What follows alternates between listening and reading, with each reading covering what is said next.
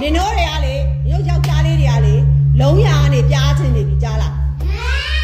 နော်အလုံးကနေအပြားတွေဖြစ်နေပြီနေနိုးကဘာလဲဆရာမအမြဲတမ်းပြောနေတယ်စာပြီးသွားပြီဆိုယောက်ျားလေးတွေဆိုလို့ရှိရင်ပြီးပါပြီဘာလို့ပြီးပါပြီရှင်မကလေးရပြီးပါရှိလို့ပြောရမှာလေဟုတ်တော့နေကအေးစစ်စစ်ထိုင်စမ်းမအောင်ငါပြောနေတယ်မိန်းကလေးတွေကမှဟုတ်ကဲ့ချင်းယောက်ျားလေးတွေကဟုတ်ကဲ့ခမစာလာပြရင်လည်းပြီးပါပြီရှင်ပြီးပါပြီရှင်ကဲအဲ့ယောက်ျားပြောမှလားမိန်းကလေးပြောမှလားပြီးပါပြီရှင်ဆိုမိန်းကလေးတွေပြောရမယ့်ဟာကိုယောက်ျားလေးတွေက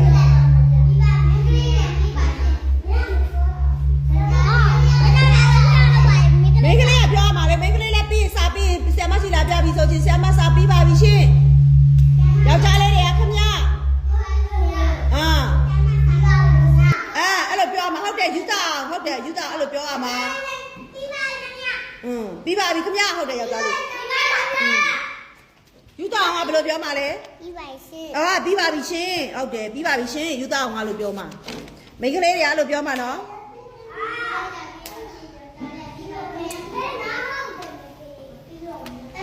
ပြီးရင်ဆရာမပြောမယ်အခု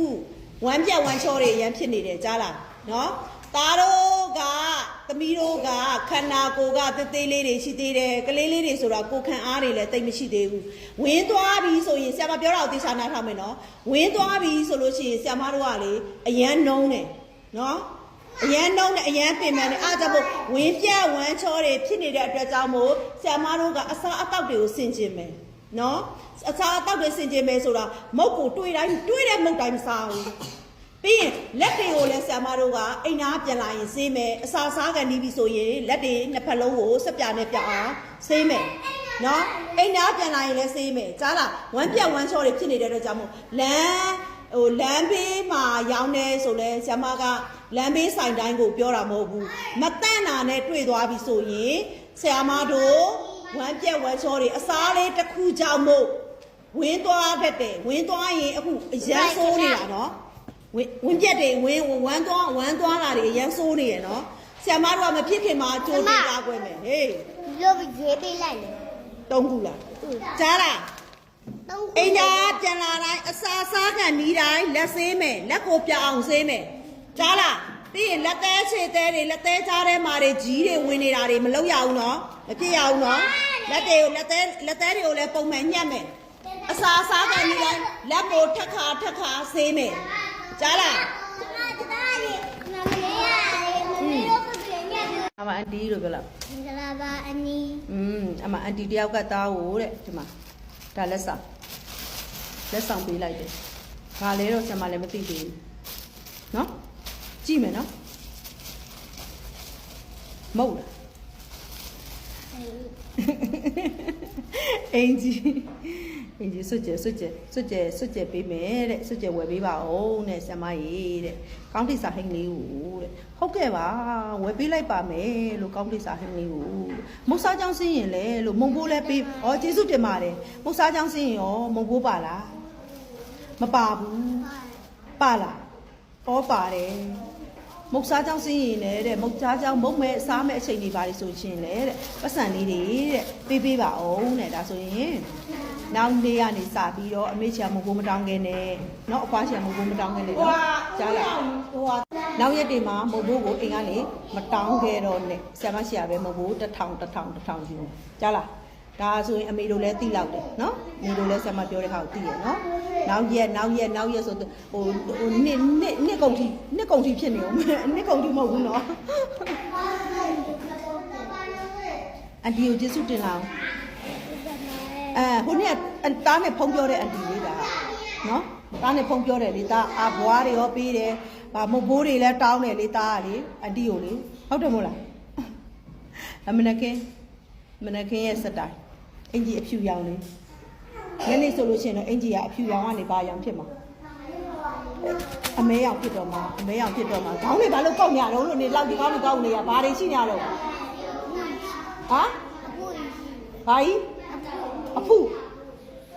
ရှားနေရလားတော့လွိတ်သေးတော့ထည့်ထားရော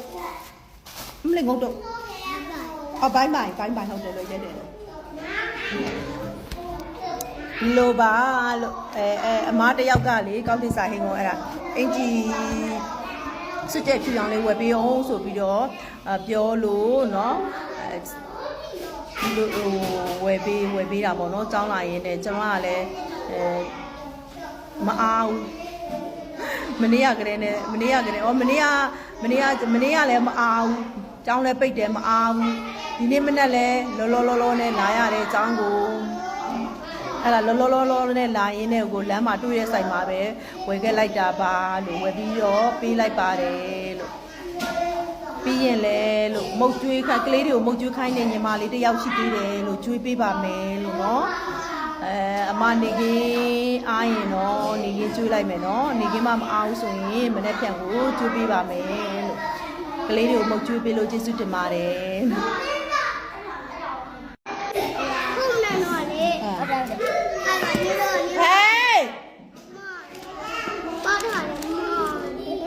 ဘိုက်စားလို့ဘာစားနေမလို့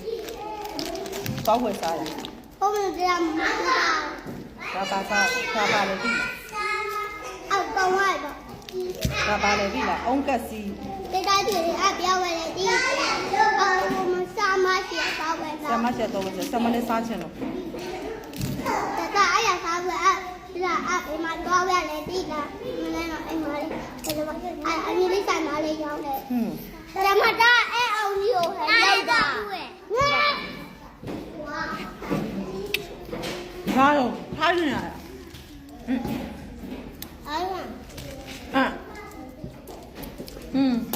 ဒီကဘာလို့ခိုင်းရမခိုင်းရငါမကောင်းငါကဲ့ဒီလိုဒီမှာသမီးလို့ကြရော့ဒါပါတဲ့ဘောရလို့လားလာကုန်ရော့ဒီဘာလဲကွာဆောက်ခဲ့မကောင်းနာမဟယ်လိုမဟုတ်စားနေဆရာမကြွေးလို့ပေါ်ပြီ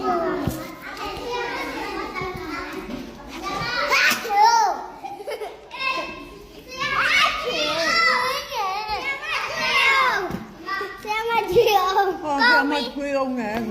ကောင်းပြီဆရာမကြီးဆရာမကြီး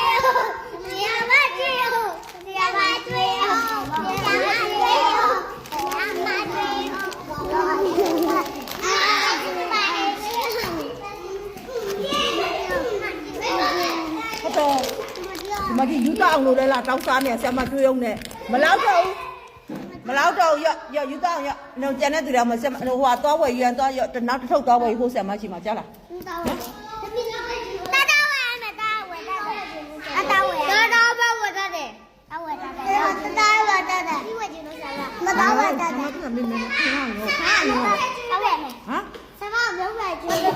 ဘေးမရသေးတဲ့တွေပြန်လာခဲ့မရသေးတဲ့တွေလာခဲ့ရပြီးသားတွေနောက်တစ်ခါပြန်လာမတောင်းနဲ့နော်ရော့တိစားလင်းသွားတော့ရော့ဘယ်သူမရသေးဘူးလားအကုန်ရပြီလားကောင်းရပြီကောင်းရပြီသွားရောက်ဖားတွေကိုစိတ်ပူညာမရမှာဆိုရင်ဘာသာတာတက်ဆော်တဲ့ကောင်းဘာလို့ကျောင်းဆင်းသွားပြီပေါ့နော်ကျောင်းဆင်းသွားတဲ့ဟာကိုမှကျမတယောက်တည်းရှိနေတယ်လို့ဖြစ်နေမှာစိုးလို့လေနော်ကျမဘာလို့အိမ်မပြန်မဲနဲ့ဒီမှာငုတ်တုတ်ကြီးထိုင်းနေရလဲဆိုရင်ကျမပြမယ်နော်ကျမပြပါမယ်လို့ဒီမှာနော်ကျမခန်းထဲမှာတယောက်မှမရှိတော့အကုန်လုံးကျောင်းဆင်းလို့ပြန်သွားကြပြီပေါ့နော်ဒါပေမဲ့ဒီမှာမင်းသားတစ်ပါးကအိတ်နေတဲ့အတွက်ကြောင့်မို့သူနိုးတဲ့အချိန်ထိကျမဆောင်ပေးရမှာဖြစ်ပါတယ်လို့ဒီမှာမင်းသားထက်စော်ပါလို့အိပ်ပျော်နေတာမနိုးရဘူးအခန်းထဲမှာဘယ်သူမှမရှိတော့စာသင်ခန်းထဲမှာတရားမှမရှိတော့ပါဘူးလို့ကျမနဲ့သူနဲ့ပဲရှိပါတော့တယ် မနှိုးချင်လို့ကလေးအိတ်နေတဲ့ဟာကိုမနှိုးချင်လို့အဲ့လိုတွေရှိပါတယ်လို့ KG ဆရာမဘဝကအဲ့လိုတွေရှိပါတယ်လို့မိဘတွေလာမကြိုသေးလို့ရှိရင်လည်းလာကြိုတဲ့ချိန်ဒီစောင့်နေလာမကြိုနိုင်ဘူးဆိုလို့ရှိရင်လည်းအိမ်ကိုလိုက်ပို့ရပါတယ်ရှင်အိတ်နေရင်လည်းအိတ်တဲ့ချိန်ဒီကြည့်နိုးတဲ့ချိန်ဒီစောင့်ရပါတယ်ရှင်အခန်းတကားတွေကတော့အကုန်လုံးပိတ်လိုက်ပြီပေါ့နော်အခန်းတကားတွေကအကုန်လုံးပိတ်ထားပေမဲ့လည်းဒီမှာမင်းသားအခုချိန်ဒီမနိုးသေးပါဘူးမင်းသားတပါမနိုးသေးပါသူမနိုးသေးတဲ့အတွက်ကြောင့်မို့ကျမကလည်းရေးစရာရှိတာလေးရေးပြီးစောင့်ရမှာပေါ့နော်ညမိုးချုပ်သွားရင်တော့မသိတော့ဘူးညမိုးချုပ်သွားရင်တော့မသိတော့ပါဘူးလို့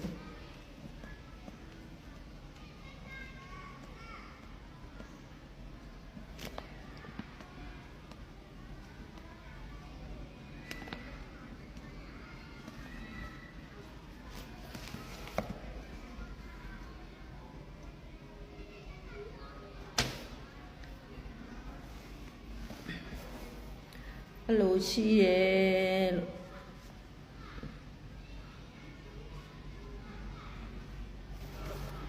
စောင့်ရပါတယ်